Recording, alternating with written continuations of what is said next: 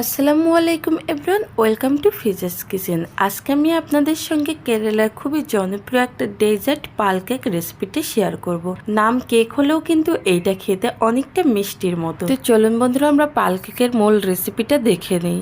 এই জন্য প্রথমে একটা বড় মিক্সিং বলের মধ্যে আমি এইরকম কাপের 1 কাপ ময়দা নিয়ে নিচ্ছি, আর এরকম মাঝারি কাপের 1 কাপ আমি গুঁড়া দুধ দিয়ে দিচ্ছি 1 টেবিল চামচের একটু কম এখানে বেকিং পাউডার, আর খুবই সামান্য দারচিনির গুঁড়ো দিয়ে দিচ্ছি। এইবার সবগুলো শুকনো উপকরণ একসঙ্গে মিক্স করে নিয়ে তারপরে আমি 1 টেবিল চামচের মতো ঘি দিয়ে দিচ্ছি।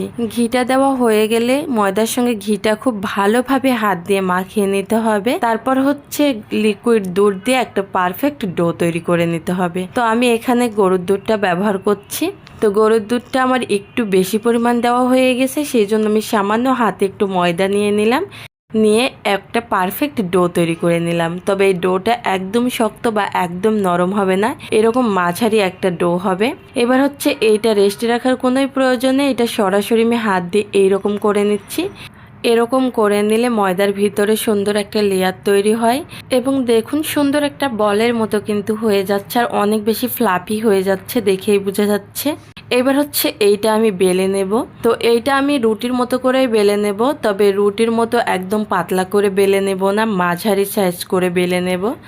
আমার রেসিপিগুলো আপনাদের ভালো লেগে থাকলে আমার চ্যানেলটা সাবস্ক্রাইব করলে এবং বেল আইকনটা ক্লিক করে নোটিফিকেশন অন করে রাখবেন। তো দেখুন এই যে একটা রুটি বেলে নেওয়া হয়ে গেল। এবার এইটা আমি 4-5টা সমান করে কেটে নেব। আপনারা চাইলে যে কোনো শেপ দিয়ে কেটে নিতে পারেন, তবে কেরালার এই পাল কেকগুলো এইরকমভাবেই কাটা হয়, 4 কোনা টাইপের হয়, তো আমিও ঠিক সেভাবেই কেটে নিচ্ছি। আর একটা কেক আমি হাতে নিয়ে দেখিয়ে দিচ্ছি। দেখুন ভিতরে একটা লেয়ার তৈরি হয়েছে, যে ফার্স্টে আমি যে কাজটা করেছিলাম তার জন্য।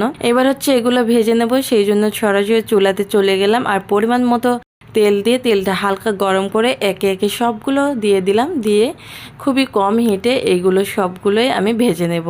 এক পাশটা হয়ে গেলে অপর পাশটা এইভাবে প্রত্যেকটা পাশই খুব ভালোভাবে ভেজে নিতে হবে। এটা ভাজার ক্ষেত্রে একটা জিনিস লক্ষ্য রাখবেন যে চুলার হিটটা কখনোই একদম হাই ফ্লেমে বা মিডিয়ামেও রাখবেন না, সেক্ষেত্রে উপরে কালার চলে আসবে, ভিতরে কিন্তু কাঁচা থেকে যাবে। তো এটা ভাজা একদম রেডি। এবার তেল থেকে উঠিয়ে নিচ্ছি। এবার আমি পরবর্তী প্রক্রিয়ায় চলে যাচ্ছি। তো চুলাতে আমি আবারও একটা হাঁড়ি বসিয়ে দিলাম, আর এখানে আমি 1/2 কাপ চিনি দিয়ে দিলাম। 1/2 কাপ চিনির জন্য এখানে আমি 1 কাপ পানি ব্যবহার করছি। এবার 2 থেকে 3টা বলক উঠিয়ে খুব ভালোভাবে চিনির শিরাটা তৈরি করে নেব। আপনারা চাইলে কিন্তু এখানে একটা এলাচও ব্যবহার করতে পারেন। তো চিনির শিরাটা রেডি হয়ে গেলে একে একে ভেজে রাখা কেকগুলো দিয়ে দিচ্ছি।